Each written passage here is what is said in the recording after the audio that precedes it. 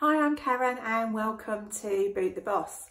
So I wanted to talk to you today, really. I wanted to do a video on my story. So there's no content here, no business content here. But people keep asking me about my story, and it was all brought about a little while ago, like a few days ago, when I posted that it was my year's anniversary for being self-employed. And people were saying, well, what's your story? What's your background? And all this sort of stuff. There's a video. So here you are, for you, especially for you. Here is the video about my story to booting the boss and having my own business and what I've done and everything else. So, if I go back a little bit, I've got a career. I've had a career in the city of London, working in the city. I started as a legal secretary and then worked my way up and got promoted a few times and ended up as a secretarial services manager for a large law firm in the city, and I was looking after about 300 staff, something like that. So it was quite a pressurised job. I really enjoyed it. I was there for about 8 years or so, something like that. It was good fun. I enjoyed it at the time, and then I moved on to do other things. And 300 staff have got a lot of issues, and I just had enough of them all. So so I went more into office management, which I enjoyed. I really enjoyed. And I was working then for a US law firm rather than a UK law firm. And I was doing kind of everything in the office, really. And I looked after the staff. I looked after the HR side of things. I looked after all the office management staff. I looked after operations. I kind of just did whatever was necessary in the office to make sure it ran properly. There was about, as I was saying, about 15 staff, about 18 staff I looked after there. So it was a lot less than the 300 I'd done previously, which was nice. So I definitely liked that. That was good. And I was there for about 8 years as well. I was there about 8 years. And then our firm got taken over and we got merged into one big office with, and we nearly trebled in size overnight. So my job disappeared because when you've got that many people, you can't have one office manager. There was a director of HR, there's a director of operations, there's a director of IT. All the departments were all split out. So my job disappeared overnight, but I stayed on with them for about, I don't know, probably about 18 months after that. So I knew my job wasn't there anymore, but they were like, will you stay and help us do this, that and the other? And we've got these projects we'd like you to work on and all that sort of stuff. So I stayed with them because I'd been there quite a long time, and they promised me a really good payout if I stayed and helped them do the integration and get everything working properly. So I stayed, and then I got made redundant then in October 2016, which is the first time I've ever been made redundant. But it was fine. It was just one of those things. It was good. It gave me an amazing opportunity because I've got, a city law firm, they pay out well when you get made redundant. So, all my debts were gone overnight, not literally, not like including my mortgage, but any credit cards or anything like that I had, they were all gone overnight. So that was really nice. So then I started looking for a job, and then I was like, do you know what? I don't want another job. I don't want another job. Not really. I don't know what I want to do. So this was, as I say, this was October 2016. So I started looking around on the internet for what I might want to do and what I might not want to do. And I found a YouTube channel that had I think it had been going a little while. I think there were some videos on there. So it had been going a little while. And it was run by Matt Webley. So I watched some of his videos, and there was a couple of other guys that I was watching their videos as well. But he was a UK guy. I just, you gel better, I guess, if you're in the UK with UK people. So that happened in October 2016. And then Matt created a Facebook group. So I joined his Facebook group, and I was still umming and ahhing about exactly what I wanted to do going forward. I suspected I wanted to do something online, and I saw a massive opportunity in working with Matt. But I hadn't made my mind up at that point. I was still trying out other things. So I was dibbling in some other bits and pieces to see if there was something else I fancied doing. But I told myself I wouldn't start looking for another job until January. So I took a little bit of time out, which was really, really nice, just to work out what I wanted to do and everything else. So then come January, I decided that definitely building my business online was the way I wanted to go. It was what I wanted to do, 100%. So I thought more about that opportunity that I'd seen working maybe with Matt. Matt didn't know anything about this. Don't tell him, because he'll think I'm some sort of stalker.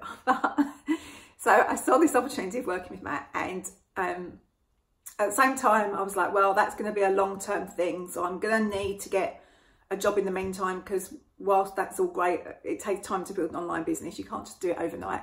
So I need to be earning money while I do that, because I've still got to pay the mortgage and such like. So I went for a few interviews in January, got another job straight away, so that was nice. But I didn't want to start until May. So that was perfect for me, because that gave me a chance to start building up my business, but knowing that I've got an income coming in a few months' time. So that was like really, I was really excited about that. That was brilliant. So I got the job, we all secured it, we signed all the contracts and everything, and then I was just waiting, because the woman that I was taking over from was retiring, and she wasn't retiring until June. So we wanted to do like a little handover of a month or something like that. But I didn't want to be there for too long with her, obviously. So I was starting in May. So then Matt started building this group, and I thought about it, and I thought, well, there's going to be huge potential there. Lots of exciting opportunities in that group and in that environment. And then Matt posted that somebody asked him if he was opening a prep centre, and Matt posted that he wasn't, because he didn't have the right partner for it. And I thought, I can do that. I can do that. I can run a prep centre. I can do that. So at the time, Matt was also doing some like one-day intensives. So I messaged him and just said, look, I'd really like to meet with you. I'd like to talk about this prep centre, and I'd like to do a one-day intensive. Can we make some arrangements to meet up? I think he must have thought, who's this random bird? But anyway, he agreed, so which was great. So, but he was very suspicious of me, super suspicious. Anyway, so we arranged this day, and they fitted me in really, really quickly, which I really appreciated, because obviously I was in quite a hurry, because I wanted to get everything sorted about what I was going to do with my online business before I started the new job. And so I drove up the night before to go and see Matt, and stayed in a hotel, because it was quite an early start, and we live about 3.5 hours, something like that, apart. So I was like, well, I can't be getting up there for crazy o'clock in the morning, because I'm going to get stuck in all the rush hour traffic. So I stayed the night before in a hotel, and then just went down to the coffee shop where we'd agreed to meet, and we spent the day together, and it was lovely. It was such a lovely day. You know, I met Holly as well. She was there, and she's lovely. Such a sweetheart, such a lovely person. It was an amazing day. I loved it. They were both fantastic. I love spending time with them. It was brilliant. It's a brilliant, brilliant day. And so we talked about this this idea of working with this prep centre. So we investigated that over the course of the next couple of months. But I think we came to the conclusion maybe I was a bit too precious to spend all the time in a warehouse, because I'm a bit of a girl, and I went to see a couple, and there's like spiders, and it was dirty and grubby, and I was just like, oh, I don't know. I don't know if I can do this. I don't know, maybe I can. But anyway, we then just started chatting. So I was still very open to it, despite being a bit of a girl about it. But I was still really open to it, and we were chatting, and then I was selling on Amazon at the time, so I got my account ungated, and Matt was like, you know, you should help some other people do that, because you've done that really easily and really quickly, and some people have a real trouble with it, so you should help some other people do that. So that's kind of how Get Ungated got going. Shush, Oti. Sorry, it was my dog barking. That's how Get Ungated got going, because as Matt said, you should help some other people, you should do that. So I started helping loads of people free of charge. I wasn't charging for anything for it. But then it got a bit out of control, because it was like taking up all my time, which is when then I put it into a business. So then Get Ungated got born, and that was where I kind of started. And then a couple of months later, I could see there was a real need to make sourcing much easier. It was expensive and complicated, and it was difficult for me. You know, it was all right when I wasn't working, but when you're working and trying to source and everything else, it takes up your time. So that's kind of how Bookable VA came about. So I was like, there's an opportunity there.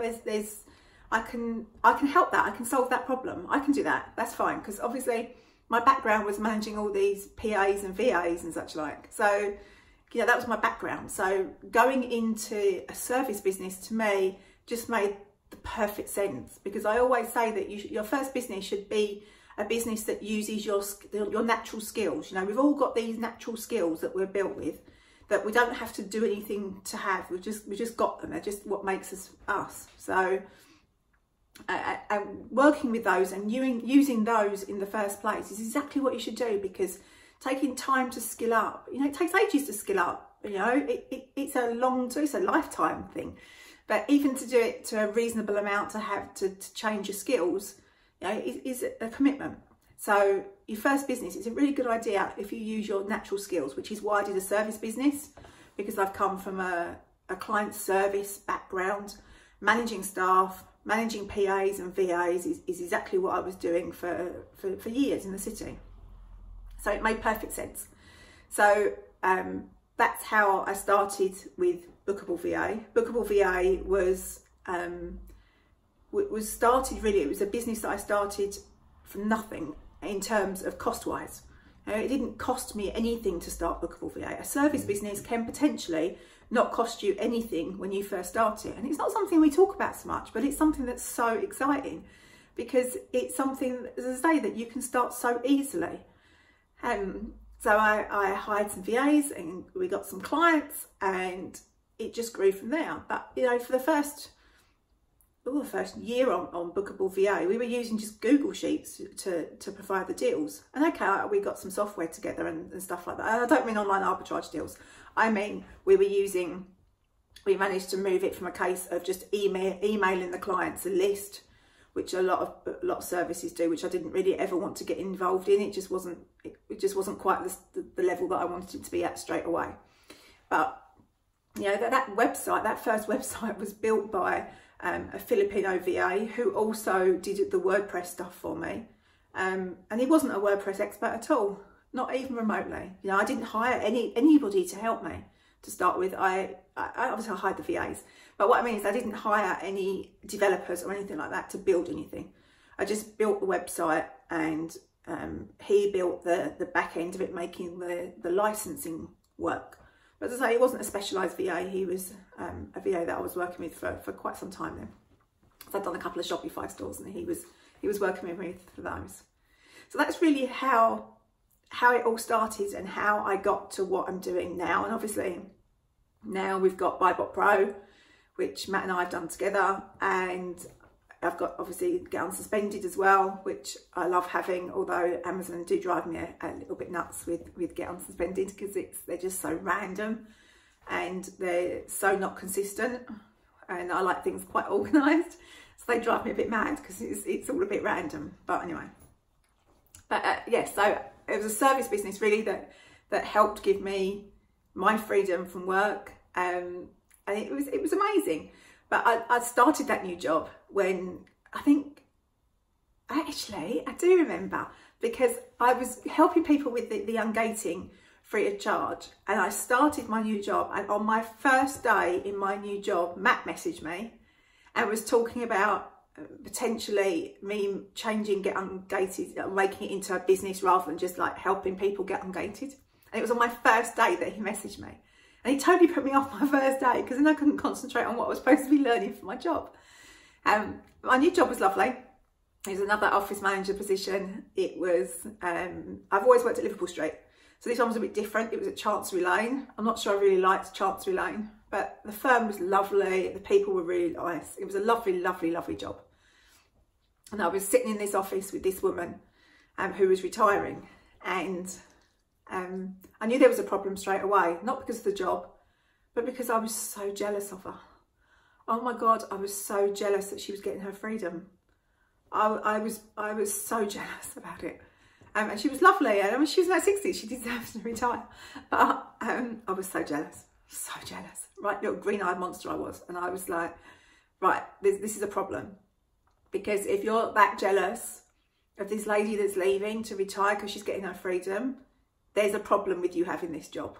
And I knew it almost straight away, and not because there's anything wrong with the job.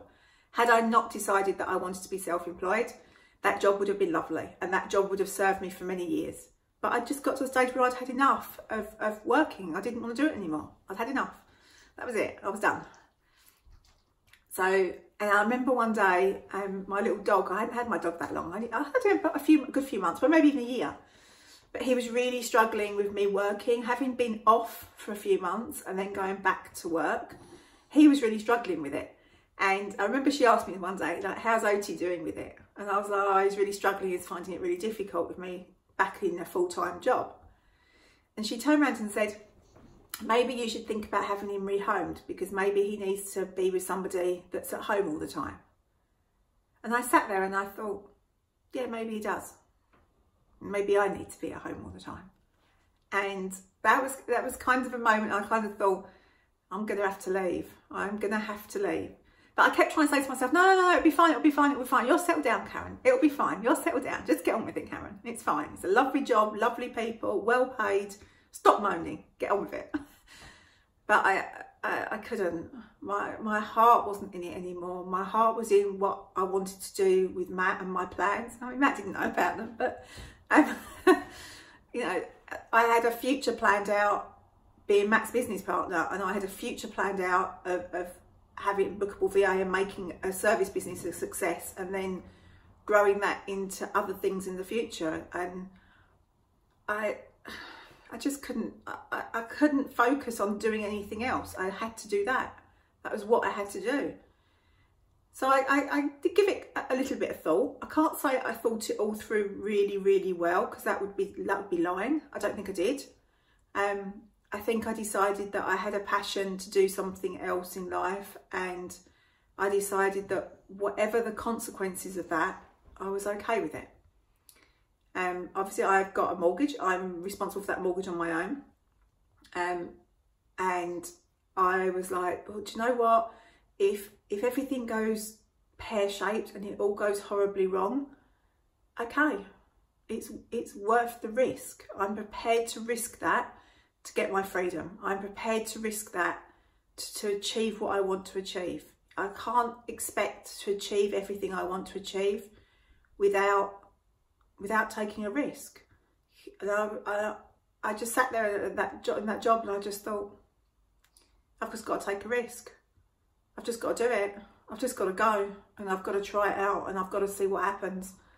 And you know, it's very difficult in the city, despite all my experience of the city. Once you leave the city and you go away, it's very difficult to come back, because you know, very quickly especially when you've left to go and start your own job,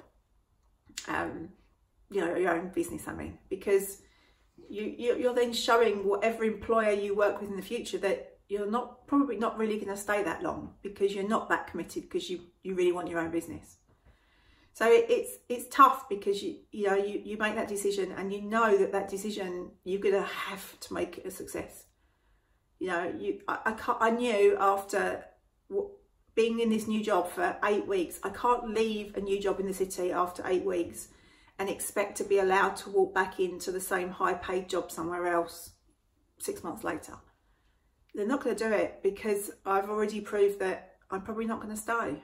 And you kind of risk your reputation a little bit, because you become someone they don't believe they can necessarily rely on, which doesn't make you unemployable, but it certainly challenges you if you want to go for a job at a top salary. So I just, one day I was just like, do you know what? That's it. I've just got to try. Whatever the consequences of that, I'm okay. If that means I have to move because I can't pay my mortgage, then okay, that's what I have to do. I just have to make this work. I just have to do it. So I went into work one day, walked upstairs and resigned. And they were just like, what? You've only been here 8 weeks. And I was like, I'm so sorry. I can't do this. I just can't do it. I can't do it. But I'd already lined up somebody I used to work with who I knew would be really good. I'd already lined her up. So she came in the next day for an interview. They offered her the job. I stayed part-time while she worked out her 3-month notice period. Because I'd only been there 8 weeks, officially I was only on a month's notice. and it was going to go to 3 months notice after 6 months, I think, something like that. But because I hadn't been there very long, I was actually only on a month's notice. But I just felt I couldn't leave them in the lurch. That wasn't the right thing to do either. That didn't feel right. So I negotiated with them that I would go down to 2 days a week straight away, and I would stay for 5 months. So I stayed for Anne's 3 months notice period, and then she went on holiday, and Anne had the replacement. Anne's my friend that took the job, and then she then went on holiday, and then she came and joined, and I stayed and trained her. So I resigned in I think it was June. I started in May. It might have been just into July, end of June, beginning of July, I can't remember. And then I left in November. And then you'll all know about my post, because now obviously it's a year later. And it's been an amazing year. It's been a fantastic year. I've absolutely loved it. I love working at home. Matt worries about me all the time, thinking that I'm gonna, you know, get too stressed out and end up being too lonely, because it's different when you've worked with other people for a long time. But I love it. He doesn't have to worry. I love it. I think it's great. We're very happy, and it's all good. So that's kind of where I've got to now. I've got a lot of plans for the future.